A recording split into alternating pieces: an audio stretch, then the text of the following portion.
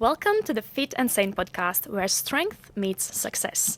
I'm your host, Paula, and today I am joined by a powerhouse of a woman, Marcia Marks Laursen. She is a senior director, head of product of one of the most well-known companies, not only in Europe, but I'm not going to shy away and say in the world.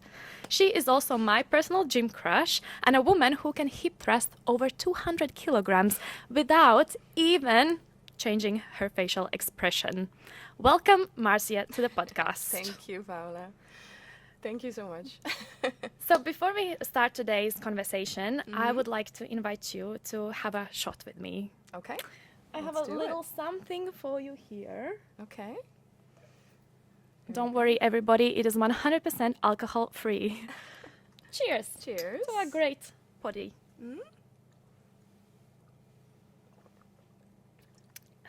That's good. Oh, you take it like as a pro. It's good. It's definitely not an alcohol, but I think it oftentimes can be way stronger than a shot of vodka. It's ginger shot, everybody. It's ginger, but I like the bite, so all good. Oh, yes. Good. So to get to know you a little bit better, we're going to start with a little quick rapid fire question round. All right. So I have a couple of questions here, and all I want you to do is just answer with the first thing that kind of comes to your mind, so we can get to know you a little better. You ready? Do it. Yes. Great. If you could only have one food for the rest of your life, what would it be? Oh, French fries. Okay, you go, girl. What is the first thing you do when you wake up? Oh, I look at my phone. It's really bad, I know. But it's the truth. Shh, don't tell everybody. It's the truth. Marcia, does pineapple belong on a pizza? No. No. No, it doesn't. Sorry. Ask Italians. It's a perfect combination of sweet and sour. Yeah. We'll have No, something not to on talk pizza. about here. Sorry. Strength or cardio training? Strength. If your job was a drink, what drink would it be? Ooh, a spicy margarita. Oh. Yes. Salt rim and everything. Yes. Group training or individual training? Group training, definitely. yes. I love a class. I wanted to give you a high five. That's all Almost good. Kicked off the mic. Perfect. So now that we know you a little bit better, Great. let's dive into today's conversation. Can you start and share a little bit what is that you do today in terms of your job? Yeah. And how did you get to that point? Yes. So I'm a head of product at the Lego Group, which means I am responsible for one of the biggest girls' lines that we have, Lego Friends. So I operate as a general manager. So in my team, we have marketing, design, project management, finance, everyone who is working very hard on making Lego Friends a massive success. Yeah. So that's what I'm responsible for. So you're managing so many people and so Yes. many responsibilities, I guess. Exactly. Wow. Exactly. How did you came to this position, and what was your journey like? I think from a young age, I started to study economics and business. So I've done my bachelor and my master's degree in international business and management studies, and I studied abroad a couple of times. So it was always quite clear to me that I would want to work for an international company, want to work in business, wanted to do something with strategy.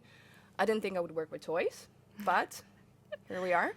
But in the same time, I think I was always very much into the area of business, and that's also how my career has been from the beginning, I would say. Okay. Yeah. So what drove you to business, and what do you think was that?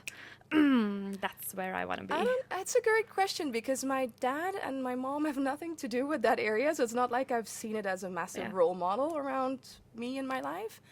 I think I just like the commercial thinking, the fact that you can create something with a team, market it, and that you can actually see it on shelves and you can have people talk about it. It's very concrete. So, and I really like being like a generalist. So I studied marketing, but I've also studied some of the other subjects, so finance and logistics and all of that. And that was very much because I always saw that I would really want to work with people and with big teams. And I don't know, I was always very drawn to it. I made up my mind quite early in my life, actually, that that's what I wanted to do. So, and I just stuck to it. That's a love little it. bit typical me. I just stuck to it. Yeah. So would you say it was more of a passion for you, or was it more like something that Okay, you kind of yeah. knew that you would like to do? I think I would like to do it. I really like the psychology behind marketing and how you can make not only a product interesting, but also how you can sell it to people. What are the things that make it exciting and meeting people's needs? So that's one side of it. I think the other side of it as well is that I really wanted to, and this is how I work, really wanted to make sure that I can have the life that I wanted to have. So I thought ahead as a young girl already, like, what is the life that I imagined Oh, I would lead? And I would want to live abroad and I want to be able to have nice trips and afford nice things. So I was like, well, business meets all those needs. So there you go. So that's what I've yeah. done. So kind of reversed engineered Totally from what you reversed want. engineered. So yes, Yeah, I'm love passionate it. about it, but I also made a very strategic choice in my Yeah. life that that type of career path would help me to get the life that I was hoping I Yeah. would get. Yes. Okay, so you knew what you wanted and you went to study for it. Yeah. So what happened after? How did you get to Yeah, your foot in the door? yes, so I graduated and then I started doing internships, right? Already feels like a long time ago, but I started at L'Oreal. And because I really like cosmetics, I mean, which woman or girl doesn't, right? So it was such a low-hanging fruit, and start Such a there. great brand And also. exactly, great brand, great products. Then I went to Beiersdorf, which is, the mother company behind Nivea, as some might say. So again, working with a lot of brands and consumer products and cosmetics. And then I did that for quite a while, lived in different countries as well. So I really used my international business degree there and gained the experience. And well, then I fell in love with a Dane. So that's how I ended up in Denmark and working for bestseller. So I thought, well, after Okay. cosmetics, I like fashion too. So why not work for men's fashion? So I did head of marketing for Jack and Jones, and then ended up at the Lego Group for the last 6 years. Wow. Yeah. So So- they kind of started from the internship and you worked Yes. your way up to Absolutely. the positions where you are. Yes, and I've always said yes to every opportunity I got. Oh. I think that's what was really a driving force for me. To every time I was offered or told, would you want to go abroad? We have a position for you. I never really said no because I knew that if I would take it, it might lead me to the next step and the Yeah. next step and Yeah. the next step. So I just went for it. And you're young. I didn't have kids. I don't have any ties attached. So my career was very important. So I went for it. Yeah, Mm. love it. It's Yes. you can feel that you're a bit of a dreamer and a bit of a bold person. Okay. Because I don't think that, as you said, like you were willing to say yes to Yes. opportunities. I think so many people are afraid oftentimes, Mm. especially when they are maybe bigger opportunities or if they Yeah. do take bigger change Yes, in your that's life. true. That's true. I think there's definitely that element. What has helped me though is that I moved away from home already when I was 18. So I'm from a small island in the Caribbean called Curacao. I was born and raised there. But I was always kind of like prepared mentally by my parents that when I would want to go to university, I would have to do that in the Netherlands. So when I was 18, I moved to the other side of the country and did that. So Yeah. I realized the first time you kind of leave your parents' house, then everything else that happens after that, wherever you move after that, is going to be easier. You already left the nest. Yeah, that's You already true. left your family. So whether I lived in Amsterdam or I lived in Dubai or in Prague or wherever, it's the same. It's just Yeah. a geographical difference, But of course, it's not the same when you think about the culture, the language, the people. You do get exposed to different things. But again, I always put the goal ahead of me, right? So the goal was to excel in my career. The goal was to work internationally. Yeah. So it would be odd if I said no to these opportunities. It's what I studied for. Yeah, yeah. Right. Oh my God, this It's is that simple. yeah. Have the vision and just follow it, right? Yes. Always have it. Yes, Yeah. that's right. And to this point, do you feel like you have fulfilled that vision, or is there more in Marcia's book? There's more. Of course, there's more. Yeah. I'm not ready. I mean, I still have quite a few years to work. I don't want to be stuck at the course. level that I'm at now. Of course. No, I definitely want to probably go abroad one more time. Definitely want to go a few steps more up the ladder. So, no, I'm not done yet. I'm No. definitely not done. Just starting, maybe. Yes, Just starting. we are. We definitely are. So, have you always been an ambitious person, or is it something that you developed during the time of following your vision? That's a good one. I would say yes. I've always been quite studious, quite serious about getting a degree, getting the opportunities. I do think it's driven from the way I was raised. My parents both coming from quite little means, but have given me and my sister quite a nice life. So I always felt like I kind of owed it to that heritage and to the legacy of what my parents have worked hard for to succeed. And, I've seen that working hard pays off. I've seen as an example that if you're honest and you did your best, God will do the rest. That's always that's always what my parents said. Oh, that's such a great If you do thing your to best, say. God will do the rest. I So, love it. so I think that's what I said. Like, be happy, work hard with the small things you're given in life, and then you're entrusted with more. And I just trusted that process, and that's how I grew. And the thing with ambition is, like, yes, you have a little bit of ambition, but when it starts working out, you start getting bigger ideas, and you start wanting more things. You get less scared about the things that you want, because when you succeed, it just fuels you for more. So yeah, I think the ambition level has definitely grown. So you can grow it, I believe. Yeah. Yeah. Do you think when you look at the world nowadays, and you look at the maybe younger, not kids, but maybe someone who is just starting out, do you think in general people have less ambition than they used to have, or do they have maybe a little too much ambition? What are your thoughts? My honest opinion? Yes, I please. interview a lot of people lately for jobs, so Yes, exactly. That's what I was. I maybe it's a generational thing. Of course, I'm a millennial, so I'm old school by now. I think the next generation is. Can I say less ambitious? Yeah, I'm going to put it out there. Why is that? I think they've been raised in a society where everyone is quite well off. Everyone has, the basic things around them. I'm probably feeling when I look at my friends and the people around me, we're probably the last generation that had parents who had to struggle or who couldn't buy all the newest toys, were not able to buy all the latest brands. You see young girls now with Louis Vuitton bags. I'm like, wow, that was a big no where I was coming from. I had to work hard and earn and save money to get those things. So I think the generational wealth has just made people more comfortable. And when you're comfortable, I think sometimes it doesn't fuel you as much. And on the other hand, there's also something nice about that, because then you can go and explore all your options.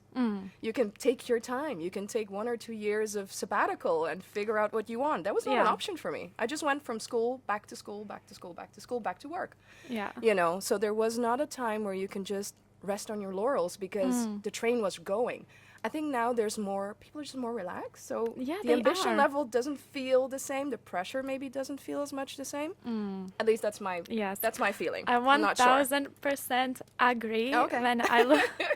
When I look at younger kids. Of course, like I'm not that old myself, but when I do look at younger kids, and there's so many kids who don't have any ambition, and I could just not imagine myself at that age not having things that I want to do in my life. I mean, it's I feel like there is a lot less grit in the world, and people expect that things just happen easily.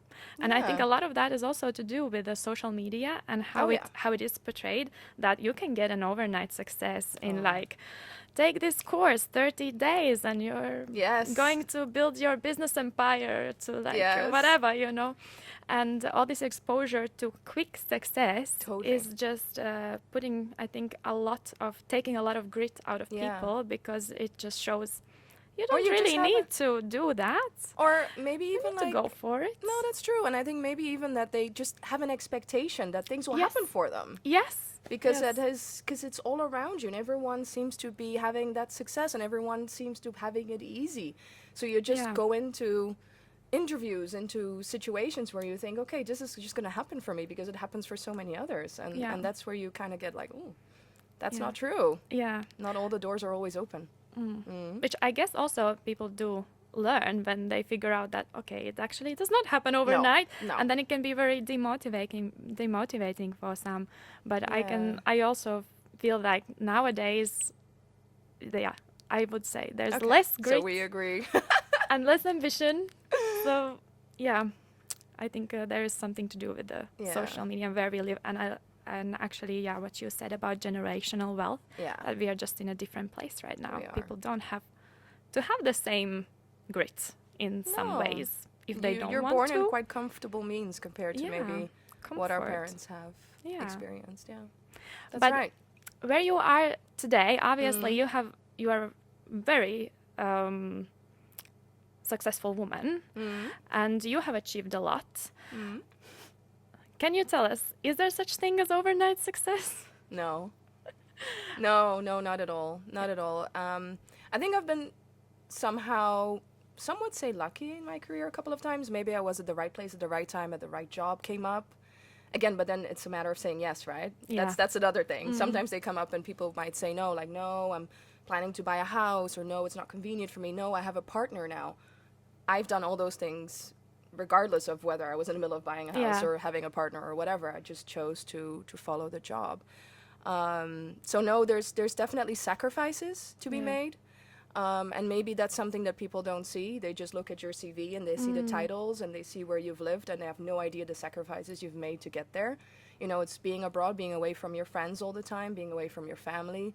It's making a lot of extra hours to show your, earn your stripes at that new job, because they got you all the way from on the other side of the world. So, you're coming in as an expat. So, of course, there's an expectation that you're going to fulfill that role. So, definitely nothing to do with overnight success, but it might seem like that, right? Yes. But that's always easy to say because you don't know what people have sacrificed in order to get there.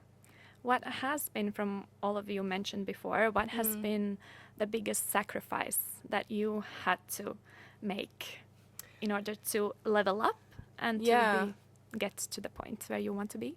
I think it's time, and time is very precious. So, yes, I did party and I have a good life and did all those things when I was a student, but I didn't do the world travel like a lot of kids are doing today, or like a lot of my friends did. Take time off, travel the world, or, I didn't have any side jobs because I was so focused on getting high grades. I was like, I don't have time to have all sorts of side jobs to go and have a, more fun on the side. So I think it was very much about being super focused and investing time in getting the right grades, in working the extra hours. That's sometimes what you need to do. You just don't get the promotion if you don't show excellence. And in order to show excellence in some of the tasks that you're sitting with, you sometimes need to figure it out and spend a little bit more time. So I don't say I work weekends. I refuse to do that. I do. I really try to avoid it. But there's definitely especially in my younger years, a lot of hours spent in the evenings trying to get presentations right, try to prep. And that's something you might not think about necessarily, but it happens alone at home after you leave the office. Yeah. That's when the work is being put in. The extra time. Yeah. So I think time, and I would say time. It's the biggest one. Yeah. Yeah. What has been also the biggest challenge for you when you had to step into the next version of Marcia and taking on a new role, maybe, or overall to this point, since you started your career to this point, what has been in your mind like the biggest challenge? I think, to be honest, the biggest challenge is not having a job. Let's talk about that. Oh, yes, please. There's been a phase where I did not have a job. It might seem like, oh, I've just progressed. I've experienced getting fired. I have. There was a reorganization. Everyone was let go, including me. Yeah. You feel bad for a while. That is an experience you don't think you're going to get, right? Because I've put in the hours. I've done all the good work. Why does this happen to me? So that's an experience where you're sitting at home for a couple of months trying to figure out, who am I without a job, without an income, and all of those things. The second thing I would say is also, again, to moving abroad. And then you go all the way to Dubai, glamorous package, great life, great apartment, great everything. And then your life kind of falls apart. You don't like where you are. The job isn't what you had expected. You're not loving to live in the country. All those things. So meaning that I had to make a tough decision to actually leave that work and go and live with your parents again for a while and figure it out. I think those were harder challenges for me, actually, to let go of that and to be in a place where I didn't have that security of a job and where I know I could perform was more scary and more actually now later in life more interesting from a learning perspective than me going from a head of product role on a project to another head of product role on Lego Friends now, for example. I don't know. Yeah. It feels a little bit more of the same. I think the challenges really came when I had to really change my life in a drastic way. Yeah. Did that ever impacted your self-esteem or maybe self-belief, especially when you were going through those moments of, okay, I came from this amazing job and now I don't have a job? Yeah, absolutely. Absolutely. Also because, again, you know, I was really raised with the idea that you're a woman, you need to take care of yourself, you need to be independent, you need to be self-providing, and then suddenly not having a job and figuring it out. That's tough, right? So, yeah, I think it's been times where, around that time where you're kind of like searching for identity, and when you get fired, you're thinking, what did I do wrong? Even though it's a reorganization and multiple people were let go, you cannot help but wonder, did I do something? Yeah. What happened here? Why me? So it does bring you down, to be honest. But then again, that experience helps me to understand that if it happens again, I've tried it before and I know I'll pick myself up. There will be a job. It's not so scary anymore. It's not so scary anymore. And I think it's quite healthy if sometimes you get fired, you learn to fire someone, you know, or you go on a sick leave, or those experiences sometimes help you to understand others better as well in your team that go through those things.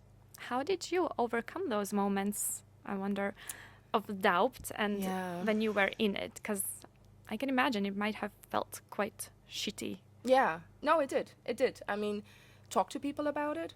I talked a lot to my family about it. I mean, I sometimes even do some counseling, you know, go to a therapist, get some counseling, get some sparring. I do that every now and then when I feel I'm sitting with something. I call her up.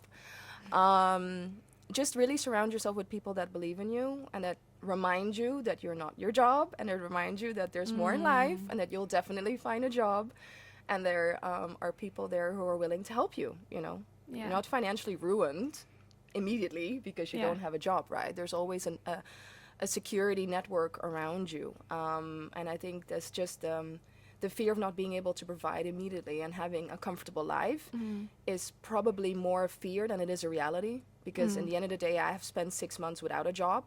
And in the end, it wasn't that scary. Being in it was scary. But when I look back, I was like, actually, it's time I should have spent enjoying more. Instead of worrying about it. You can only reflect looking backwards. Yes, I know. It's so annoying. But it's the truth. So I think those 6 months could have been spent differently. So now I know that for next time. Next time, there should not be a next time. There will not be next time. Thank you. There should not be a next time. But if it does happen, I'm hoping that I'll remind myself of our conversation and of the strength that I have felt afterwards. Yeah. In it. That is a big challenge to overcome. What has been some of the habits or maybe routines or characteristics that have helped you to overcome those challenges and that really helped you to get to the place where you are today? Oh, good question. Definitely being resilient. Finding a healthy balance and separation between work and life. So that means that, yes, I love my job. I invest in a lot of it, but it's not my whole life. I think that's what I've learned along the way, that I could still be happy and feel fulfilled without necessarily putting all my eggs in the work basket, so to say. Training 100% is a way to clear my mind, to stay in balance. You know, taking care of what I eat, taking care of how long I sleep, you know, trying to find some regular routines in my life. So I'm quite structured, I have to say. 5 days a week are very structured.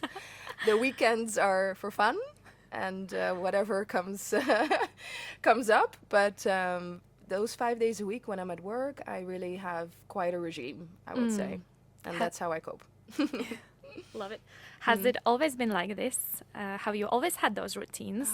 No. I mean, the routines were very much built around work, work, and work. I think now, for the last 4 years, my routines are more also taking myself as a human being and my well-being into the equation.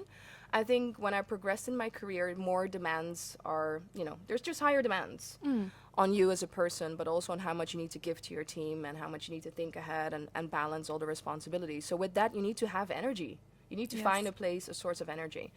And that depends on what I had to eat, how much I had to sleep, and if I've taken care of myself during that day. So that's why I think training and eating healthy, waking up on time, being super focused, setting boundaries has been really important for me. And it also has made me super productive. Yeah. So when I train in the morning, I just really feel so energized going into the office.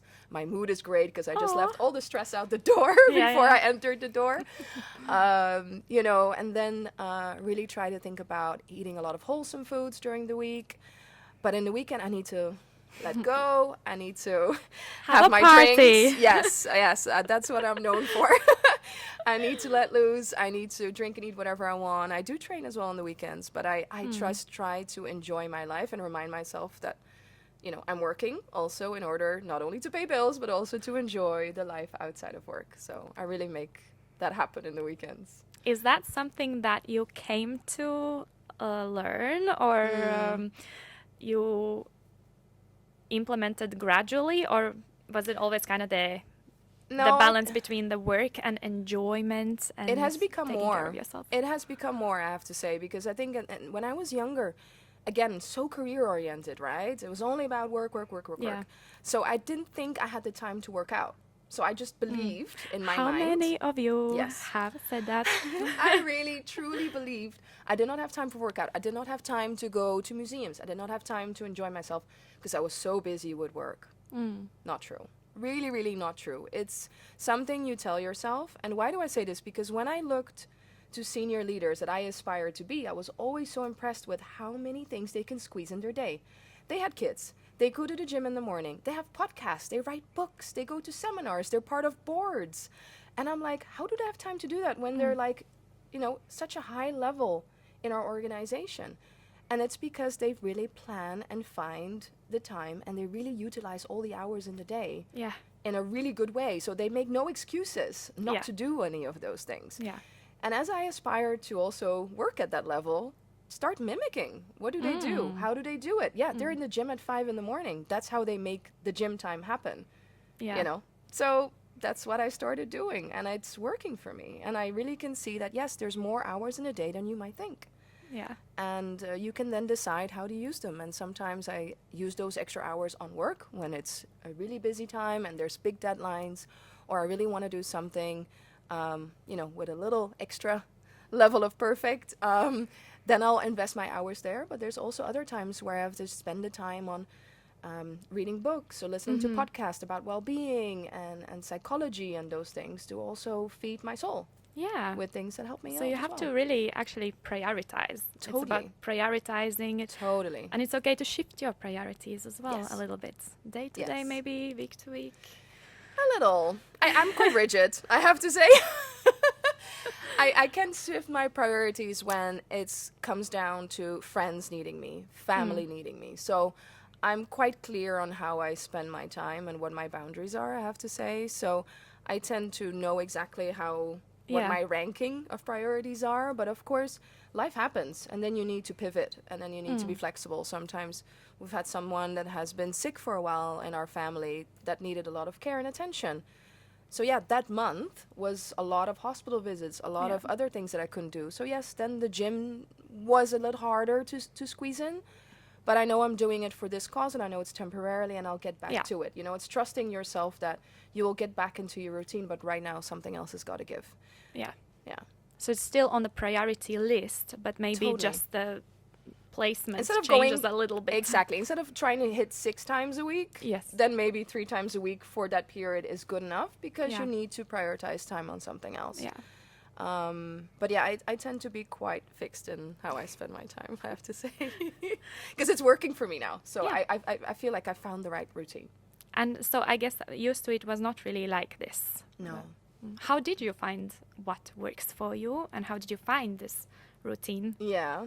Well, I started by working with you, right?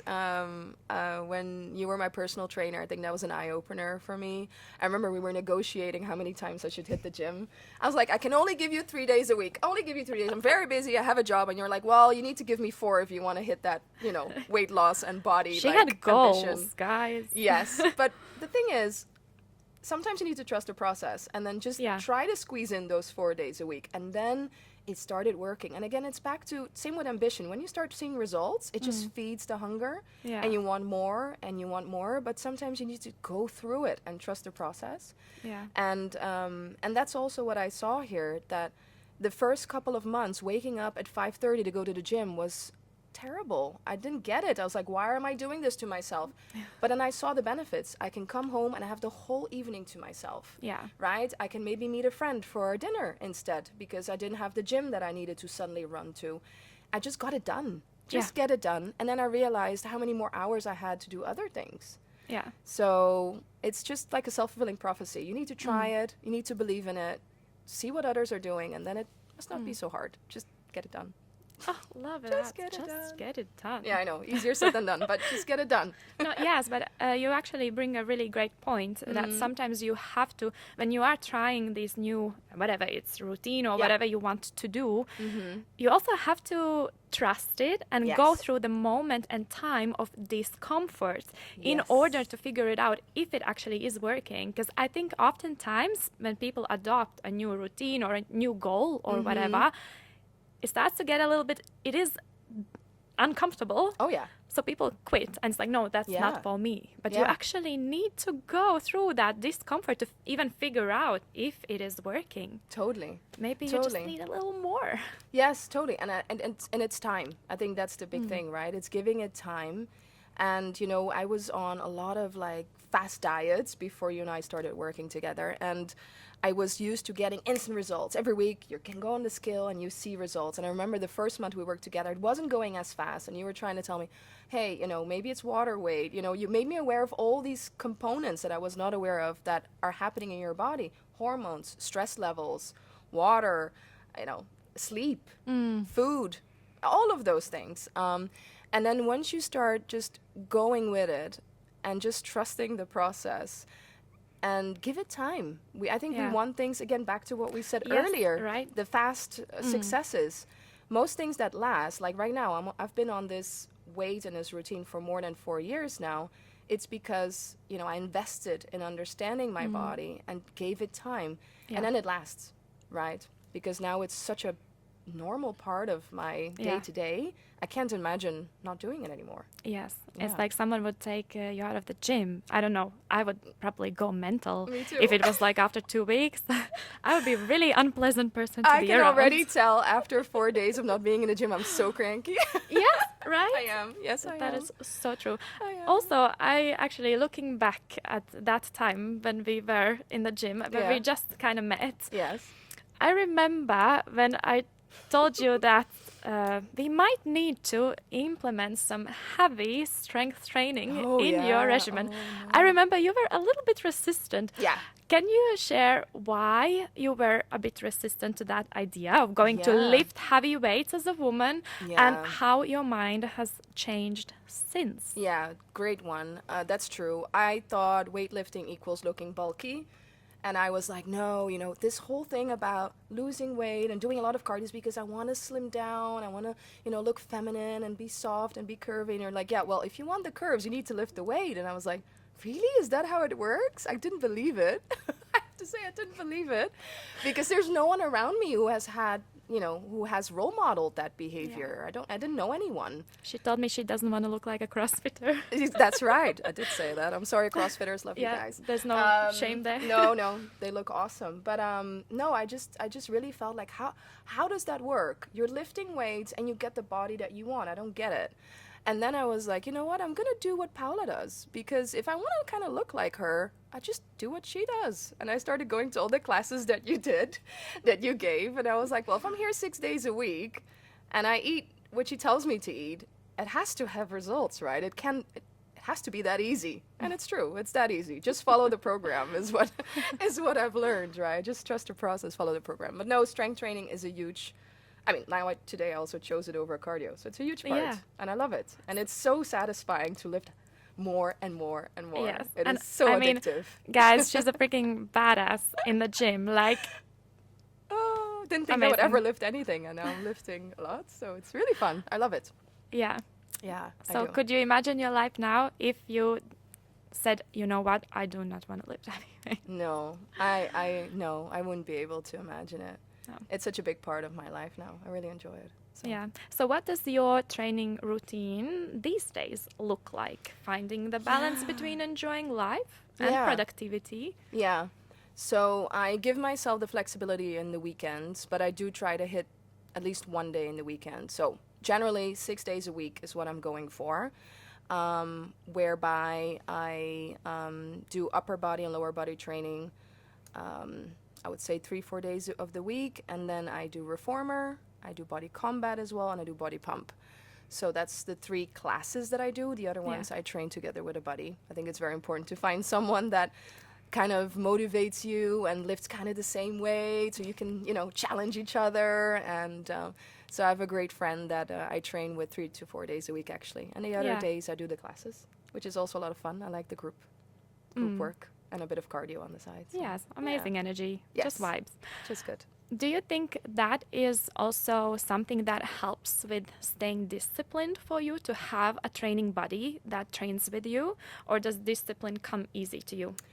I would say now I trust myself enough to know that I can go to the gym by myself. I just enjoy it more to have it with someone. Yeah. And I think it's always nice when you have someone who would say, come on, we can do one more rep. Yeah. Come on, we can do one. And then I would say, of course I can, even though I felt that I can't. But I would do it anyway, and it proves that you can. Yes. Your mind is stronger than you think.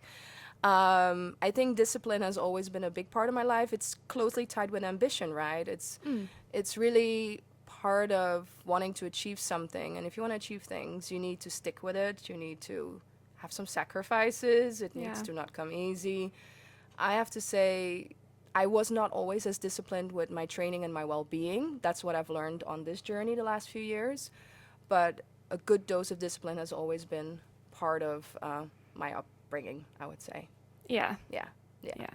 But it gets more and more when you get the kick of getting the results and seeing what it does for you, right? Yes. So nothing is more motivating than seeing that what you do is actually working. Yes. That's true. And for me, a mantra I really live by is like discipline is the highest level of self-respect.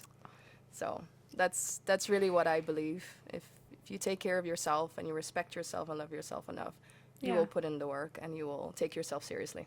That So. is so true. Mm-hmm. Even when we look at it from the training perspective, you can say that like oftentimes people would see it as a punishment or as something you have to do. But actually it's because you love yourself. Yes. You don't do it because you hate yourself. No. And maybe it's also something that you learn during the time, because oftentimes we start the gym because we don't like how our thighs look or how our body looks here and there. But eventually you realize that there's nothing better than you can do for your body than to actually take care of it. Totally. And it's a form of love and self-respect, as you said. Yes, and it builds confidence. Yeah, so what I've noticed is now that I look the way that I do the last couple of years, and I kept my weight off, and I've built the muscle, and I'm seeing the curves in all the right places, I am dressing more confidently. I am, glowing in some parts, because you just feel better in your skin. And I think that's also important when you relate it back to your work and the type of work that I do, where we do a lot of presentations. We're always standing on podiums and people watching us. It's just more nice to feel like, hey, I'm allowed to be here. I feel good about how I look. I feel good about what I'm wearing. And that confidence just, emanates from you when you're standing there and trying to convince a couple of people on a strategy or whatever it is that you're doing. So I think we shouldn't underestimate that putting in the work, taking care of yourself mentally, but also physically, can really empower others, but also show to others that you are a well-rounded person. That not only takes care of your job, but you also take care of yourself. Yeah. And because of that, you just seem more, robust, more connected with Absolutely. I think you can visualize a better role model, because when you see a person who is, yes, taking care of his body and his life in many different aspects, you can see, okay, she gets her shit done. You know, Yes. you have a little bit Yeah. more respect in some ways towards people who Oh. do take care, in my Yeah. opinion, Okay. because you would Fair. see them as better leaders. Because if you would see someone who's okay, they're all into work, Yeah. but then they eat shit, they don't Exactly. exercise. I mean, that's not really a role model you would Yeah. look No. at, that True. who got his things together, you Yeah. Yeah. know? Yeah. Yeah. So, It's good that you say it, because I really am very conscious of this at work as well. So I really mm, encourage my team to not skip their training because they feel like they need to stay and work later or whatever. Because they see me do that as well. yeah. I would leave on a certain time or come in a certain time because I know I've had my workout or I need to go to my workout. And yes, sometimes days are busier. I don't skip my workout. It means that I might open my laptop later, right? And then finish the work that I need to do. But at least I show time and time again I'm prioritizing my well-being as much as I'm also prioritizing my job. And I Yeah. think this is a very important thing for them to see, that I'm Yes. not asking anyone to cancel holidays, cancel their weekend plans, or skip their training because of their job. I think actually they'll be more productive and have a better time at work when they feel great about themselves. So that's what I'm trying to role Yeah. model, at least. I love to hear that from you in your position, actually saying this, and that you can project that also to your team, because I believe it is so important, and we would have so much more productive teams Yes. in various places if we did really make this a Yeah. thing and said, you know what, you have to take care of yourself. You can't Totally. just dig yourself in the work. Yeah. You have to replenish your cup so that you can give better results as Absolutely. well. Yeah. Fully agree. Definitely. How do you, as a leader, how do you set your boundaries in terms of finding a balance between work and fun? And do you even believe that there is a work-life balance? No, I don't believe in that. And that sounds weird based on what I just said, on, prioritizing yourself and taking care. But I think the way I see it, life has become so fluid, especially after COVID. People are working part-time from home. They're doing things from home and mixing it all in. I believe I have one life. I'm one person. And there's a number of things I want to do in my life in a day. And it's all about trying to fit them in and sometimes prioritize one thing a little bit more than Yeah. the other. So I don't believe in the rigid work-life balance in the sense that I only do 8 to 4 or 8 to 5 or whatever your time Yeah. is, and that's it. And the minute that the job requires you to do a little bit more, I feel like my work-life balance is off and I'm getting stressed and all of that. I don't believe in that type of work-life balance. It cannot be that rigid. It has to be more fluid. And I say this because life is more fluid. Things happen, things change. Sometimes we're very busy at the office. Other times we can dial it a little bit down, and then other things get the priority. So if you're not very rigid with the way your time has been set by others, you can take also control of how you spend your time. So I know in those weeks I'm going to be more busy with work. So I plan ahead on how I'm going to do my training, how am I going to make sure I sleep on time. Okay, so maybe I'm not meeting friends for dinner during the week. I'm going to do that after that period. So I make a certain number of trade-offs. So I feel I'm in balance all the time. And that's why I don't really necessarily believe in the old school work-life balance Yes. analogy anymore. I think our life is fluid. And if you love what you do at work and you love the things that you do outside of work, then it should all come together and you should, be in balance with that. Instead of Yes, just being true. concerned about the Love it. hours that you spend where or what. Yeah. Just Yeah. make sure you love all that you do. Then it's not so hard that the balance is sometimes off for a while. Because Also you're doing true. it for the greater good or for your career, or, put a goal to it. If you Yeah. put a goal to it, then I think it's not that scary. If you're doing it without seeing any light at the end of the tunnel, or you don't know why you're investing it, then I can imagine it's a little bit of a uphill battle. But I know exactly Yeah. that if I put in the time, it's because I believe there's a reward Amazing. Yeah. on the other side. Of Delayed it. gratification. Exactly. Yeah. So- Yeah, we can focus on all the things all the time. So No. something will always give. Yeah. And I think that's an important thing to recognize. And also Yeah.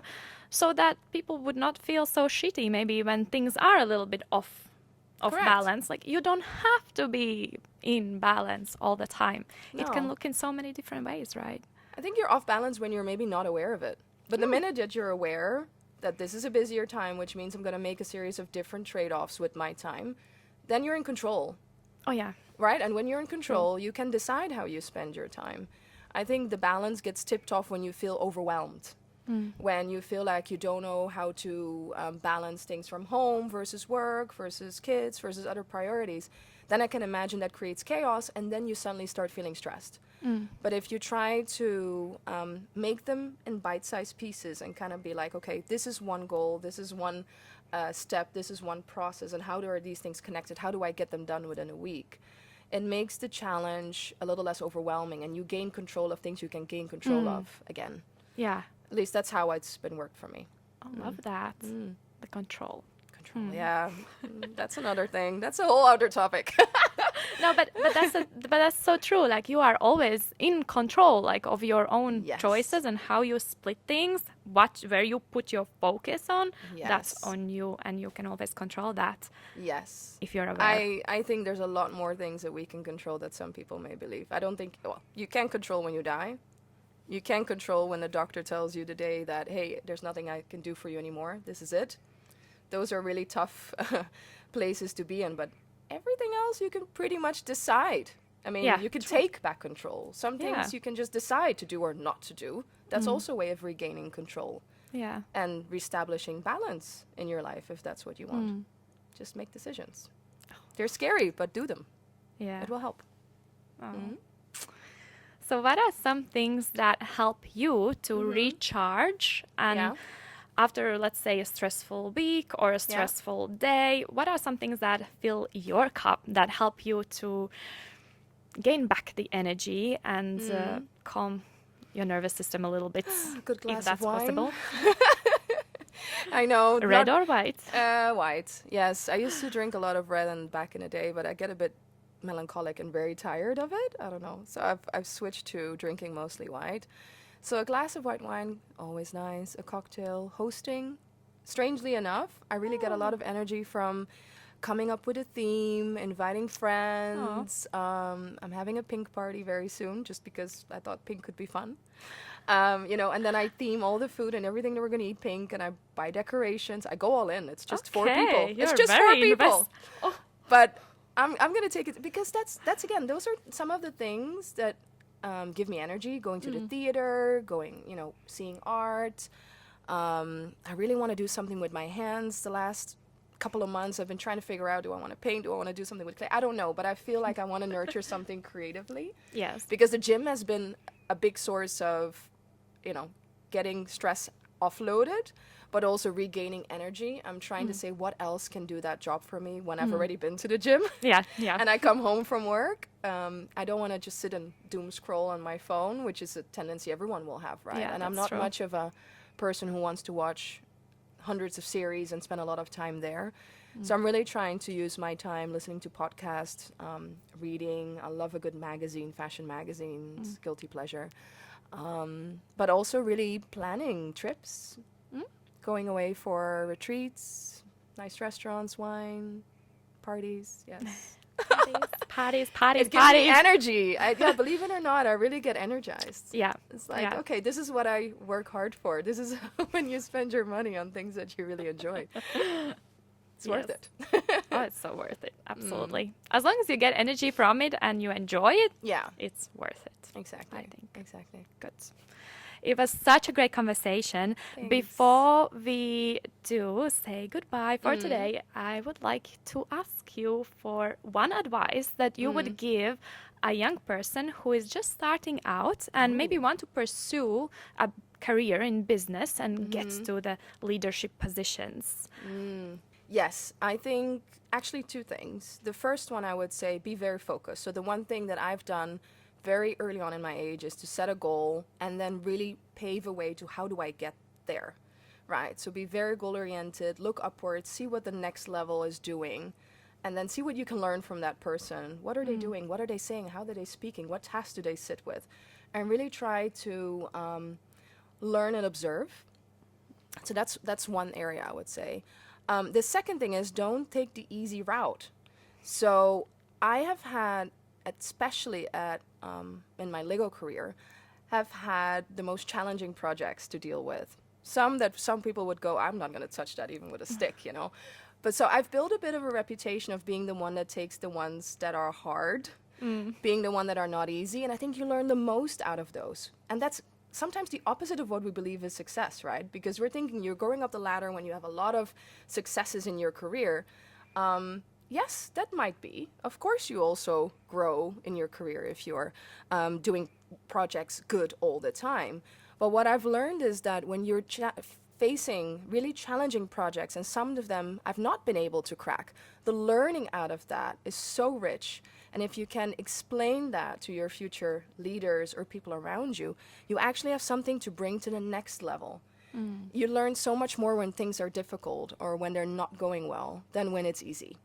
So don't shy away from the difficult ones is what I'm saying. Don't just take the easy route. I think that's definitely what I would say to younger people out there. Love that. Marcia, thank you so much You're for welcome. Thanks for dedicating having your me. time to have a chat with us. Yes. I'm sure many people will take some bites out of this conversation, so. and it will help someone to move forward in their own careers and building their lives. So thank you so much. Thank you, Paula. Thank you so much, everybody, for listening to today's episode. If you did enjoy this conversation, please remember to subscribe, like, and follow the podcast, and also share with someone that you think might benefit from it. Thank you so much, and see you in the next one.